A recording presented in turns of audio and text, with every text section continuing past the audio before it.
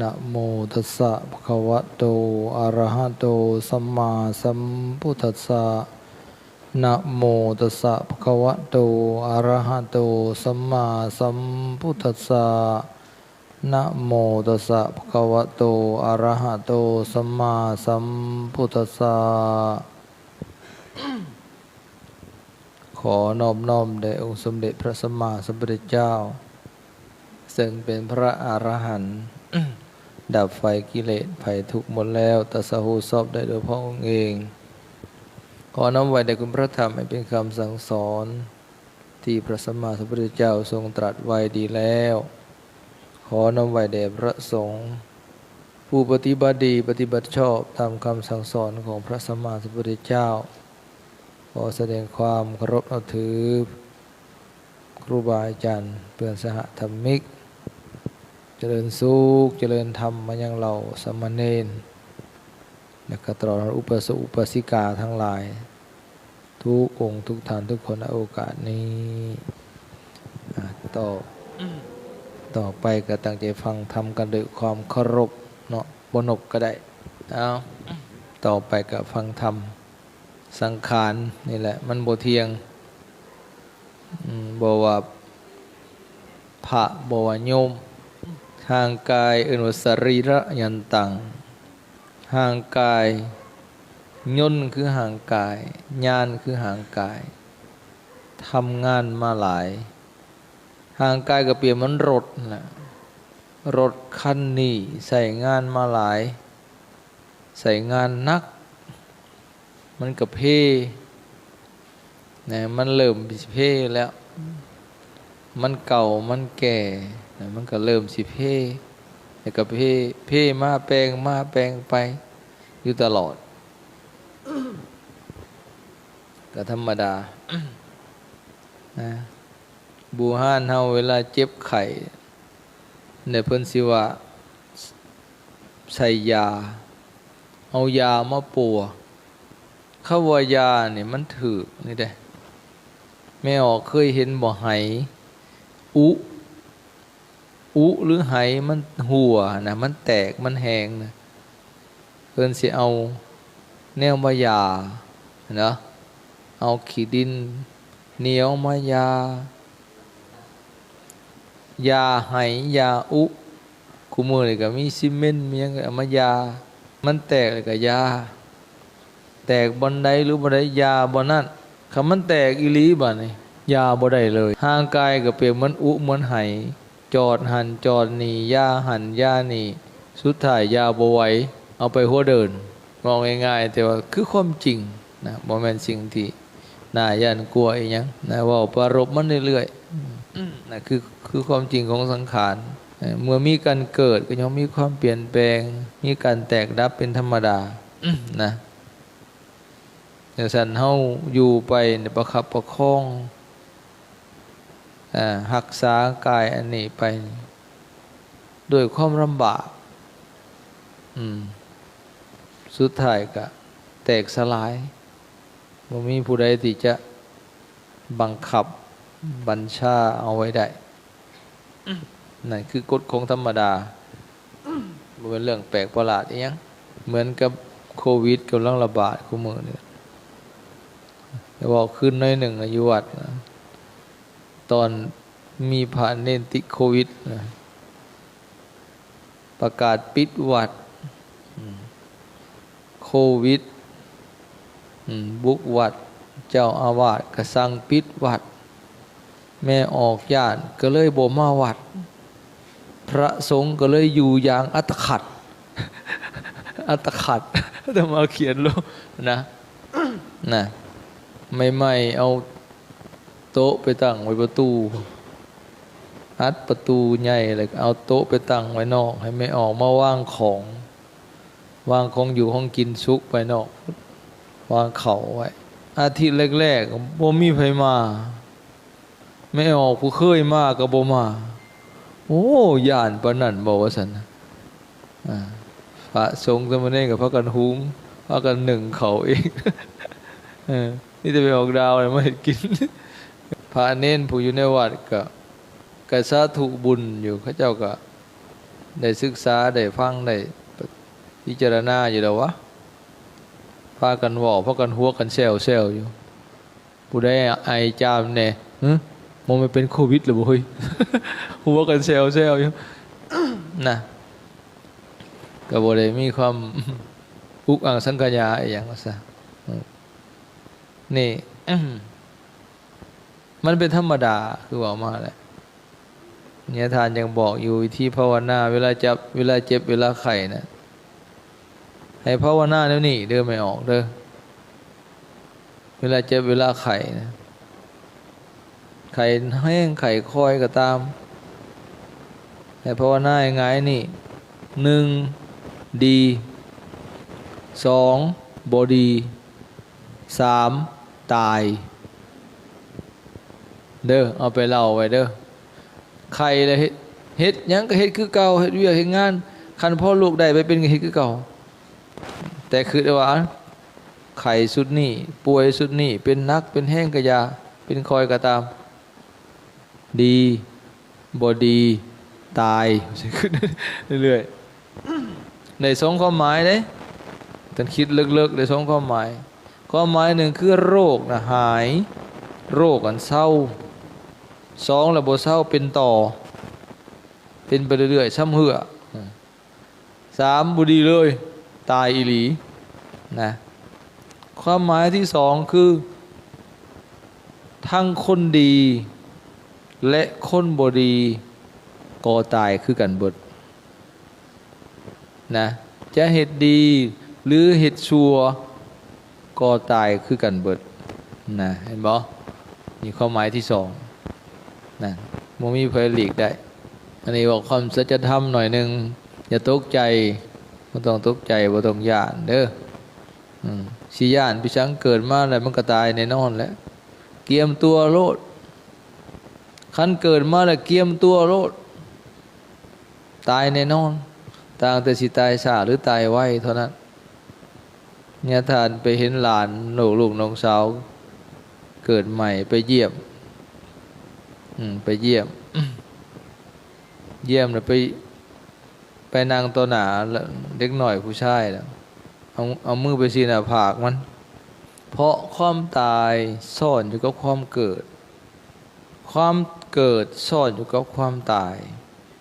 เมื่อตายไปเมื่อกิเลสยังอยู่ตัณหายังมีเชื่อมียางอยู่ก็ไปเกิดอีกนะนั่นเมื่อเกิดอีกก็มีความตายซ่อนอยู่กับความเกิดนั่นเมื่อมีเกิดก็ต้องมีตายทุกอย่างเลยบ่ว่าคนสัตว์แม้แต่พืชพันธุ์ธัญญาหารมนุษย์เทวดามารพรหมมีเกิดมีอุบัติมีจุติมีตายคือกันเบิดนี่คือกฎของธรรมดาแต่ว่าเทวดาตายพวกโอปติกะพวกเกิดพุทธขึ้นบ่ได้มีเกิดในคันเกิดในไข่บ่ได้ตั้งคันบ่ได้ถือผ้าคาดท้องพวกนั้นเกิดพุทธขึ้นเวลาตายก็เอิ้นจุติพวกนั้นหายไปเลยเช่นเทวดาเปรตพูดผีต่างๆพวกนี้สัตว์นรกสิพวกนี้เกิดแล้วเบิดกรรมในหันจะต้องไปเกิดบนใหม่หายไปเลยเขาบอกมีแต่เกิดพวกนั้นบ่มีเฒ่าบ่มีเจ็บมีแต่จุติหรือว่าตายไปเลยหายไปแต่มนุษย์เฮานี่เกิดมีกายหยาบแบบนี้ประกอบจากธาตุ4ดินน้ำไฟลมนะนานไปก็แก่คันอยู่เฮิงไปก็แก่เฒ่า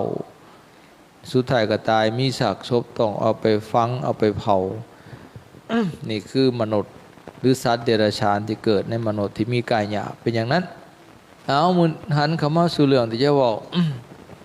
บัดนี้เฮาทั้งหลายมื้อนี้มาพร้อมเพียงสามัคคีกันทำบุญผาป่าสามัคคี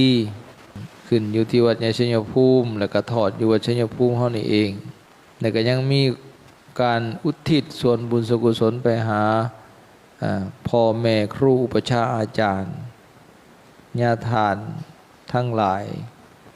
ที่เพิ่น นำพาในการสร้างสาวัดชัยภูมิแห่งนี้นับแต่ญาทานกินนารีญาทานอย่างญาทานขาวบอกจะมาจือบ่ได้บันไดเพราะว่าเกิดบ่ทันเพิ่นญาทานเหลื่อมโดยเฉพาะอย่างนี้เนี่ยมันคือหน้าที่หนึ่งก็คือบิดามารดากับบุตรกับลูกบุพการีผู้ทำอุปการะนี่แต่มาไปอ่านเห็นหนังสือธรรมบรรยายเพิ่นว่ามีอยู่สี่จำพวกหนึ่งบิดาสองมารดาหนึ่งบิดามารดาเอาเป็นสองพ่อกับแม่แล้วเนาะหนึ่งบิดามารดาสองครูบาอาจารย์ตะกี้ว่า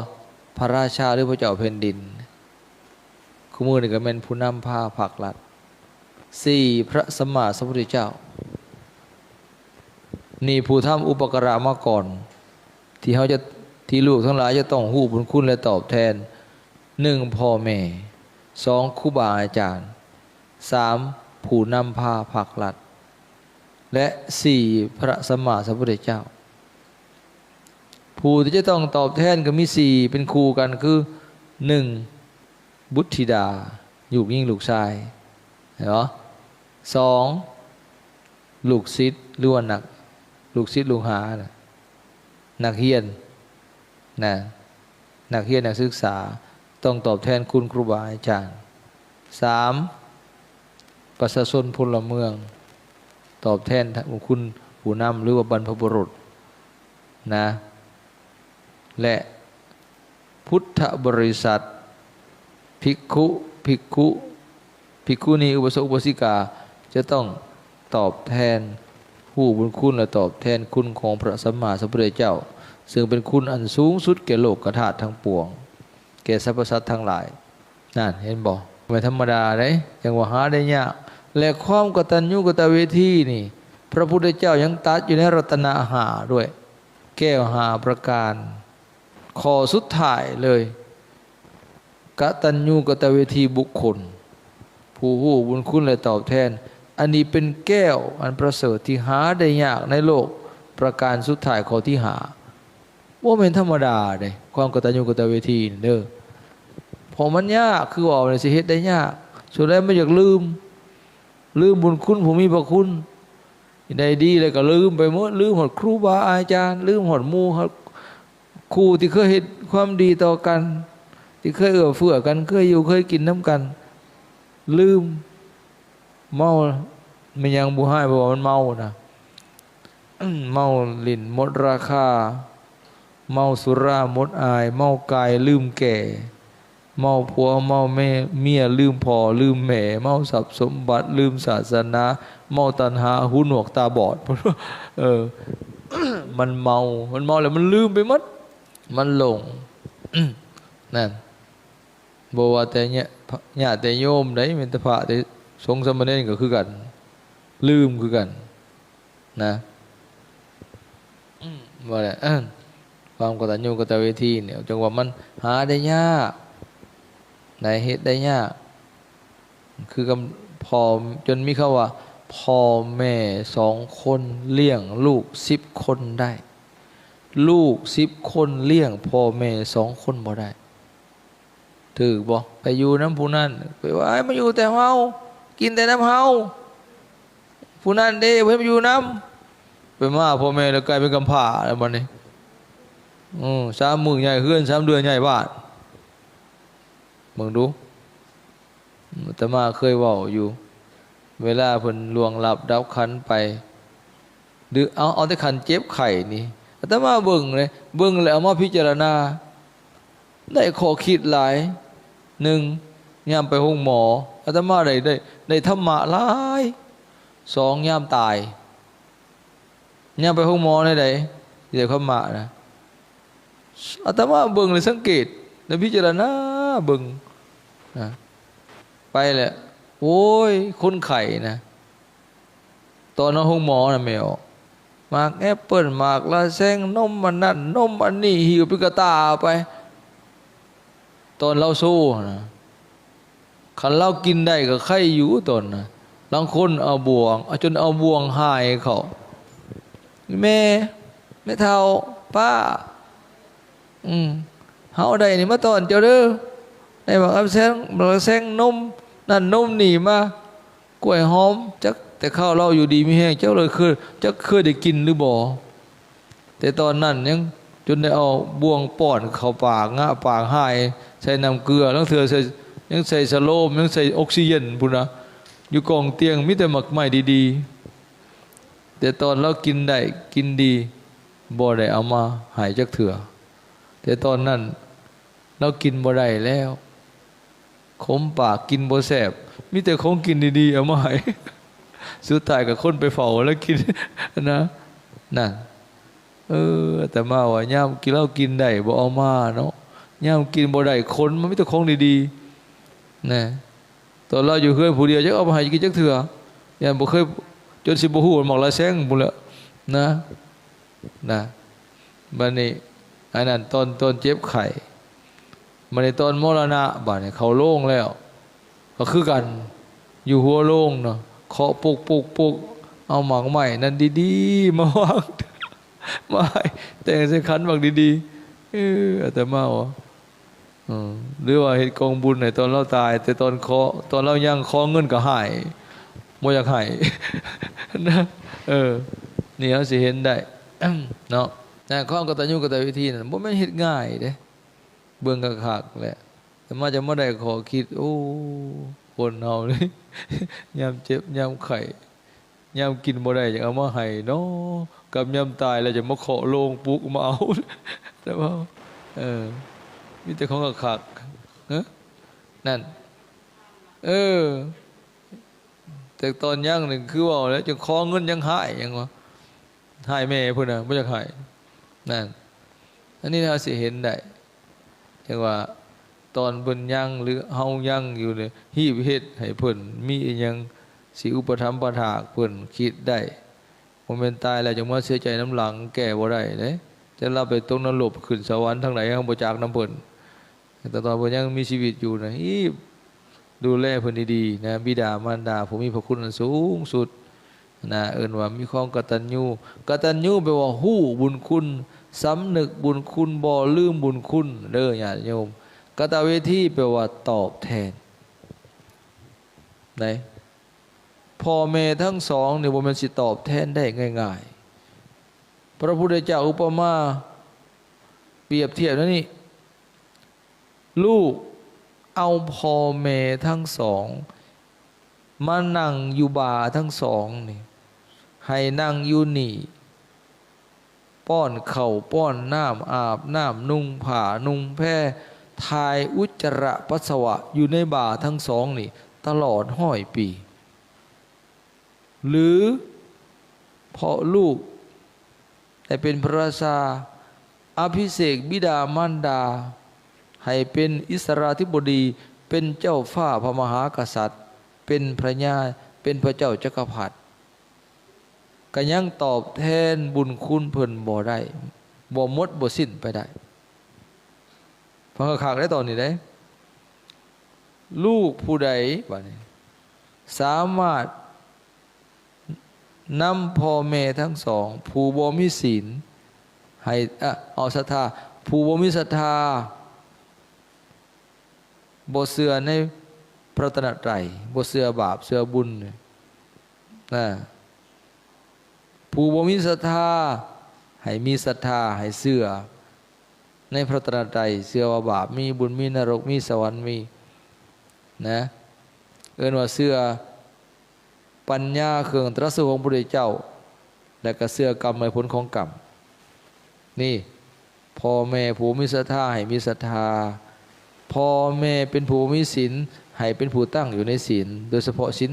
5หรือศีล8บางโอกาสนะศีลอุโบสถพ่อแม่ผู้มีจาคะบ่มักบริจาคเป็นคนที่ขี้ทีเหนียวแน่นก็ให้เป็นผู้มักบริจาคมักให้ทานมักเสียสละพ่อแม่บ่มีปัญญาบ่ฮู้บาปฮู้บุญฮู้คุณฮู้โทษบ่ฮู้แจ้งในอริยสัจหรือบ่ฮู้ในศีลในธรรมบ่ฮู้ธรรมะธรรมโม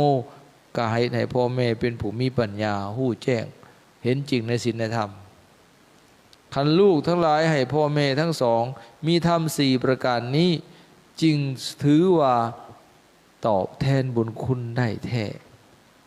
ได้หมดได้สิ้นได้ผู้นาแต่แสดงว่าสิเอาแต่เงินแต่ข้ามให้เพื่อจะซื้อ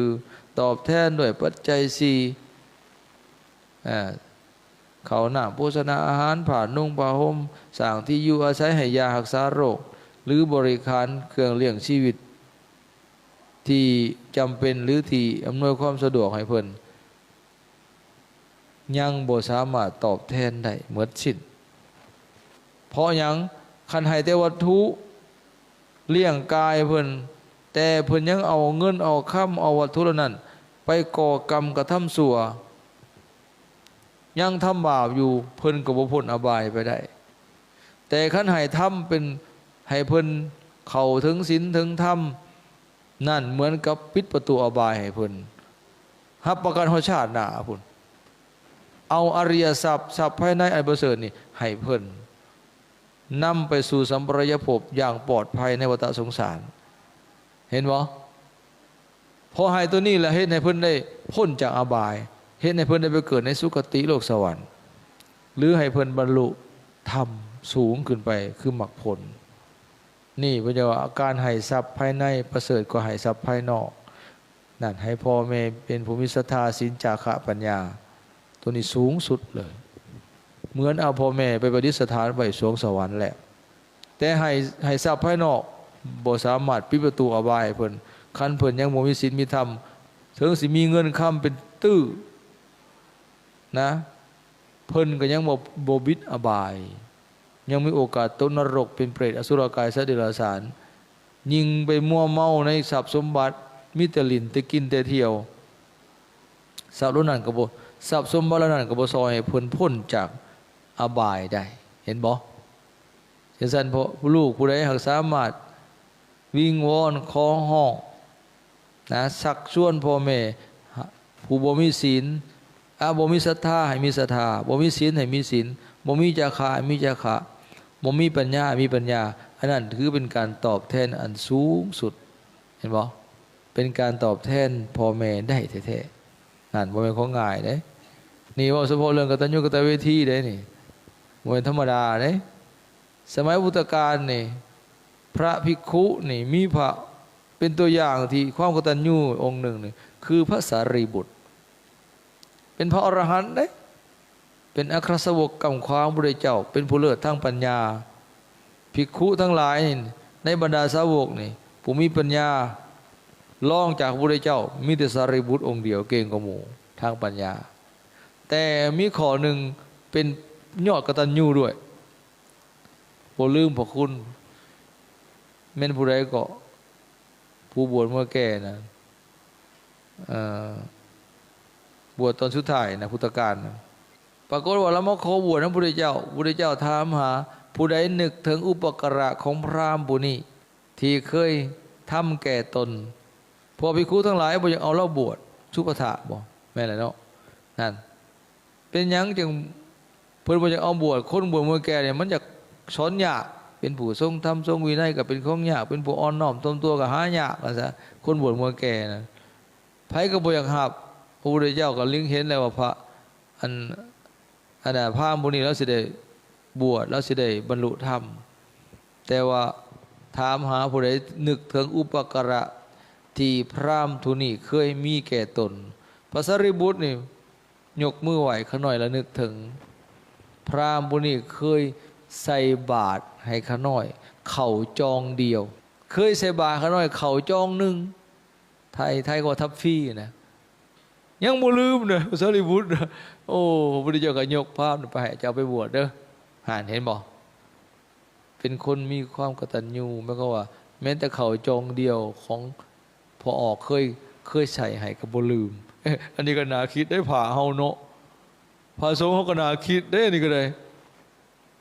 ไม่ออกคนเข้ามาเท่าไรติ๊บเนาะพาเขาจากเท่าไรผ้ามากินตั้งแต่น้อยจนสิเฒ่าข้าผ้าเหลืองไปลืมโอ๊ยตายคักบ่นี่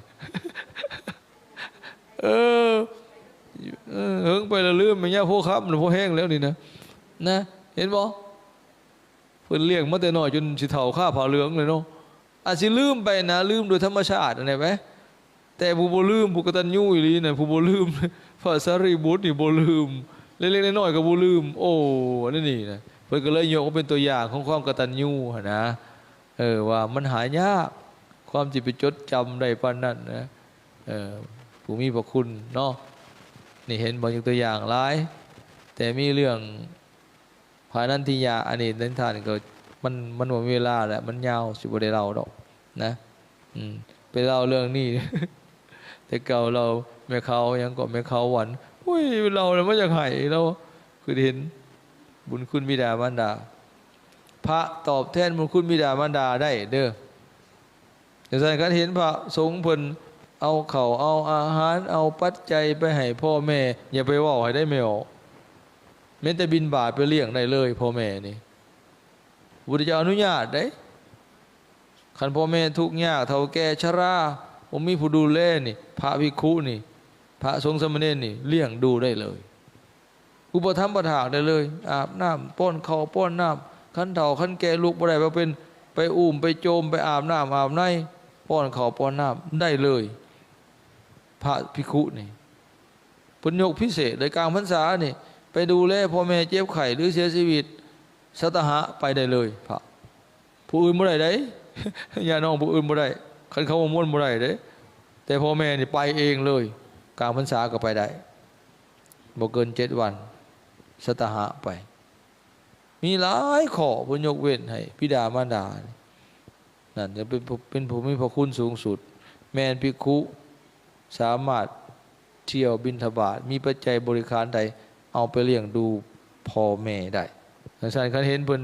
ดูแลพ่อแม่ดีเป็นพระภิกษุสงฆ์สามเณรอย่าไปว่าเพิ่นนะย่อมือสาธุโลดนั่นน่ะเด้อจื่อไว้เลยบ่จะโอ้ยเอาของทานขน่อยมาเลี้ยงพ่อเลี้ยงแม่ย่างอย่าคู่นี่บ่จะอย่าไปว่าเพิ่นคันเพิ่นเฮ็ดดีอุปถากดีก็ซะย่อมือสาธุเนาะเป็นนั่นเห็นบ่ย่าคู่หนึ่งแล้วแม่เราเฒ่าผู้เดียวบ่มีลูกเราเป็นได้ลูกชายเดียวพ่อก็ตายแต่หึงแล้วแม่เฒ่าเขาออกโทรทัศน์ตัวหนึ่งหั่นดิเล่าบิณฑบาตมาเอาปิ่นโตเอาอาหารบิณฑบาตเหลือชั้นน่ะแบ่งไว้แน่ตัวเองชั้นแน่แล้วมันมือได้บ่พอแล้วก็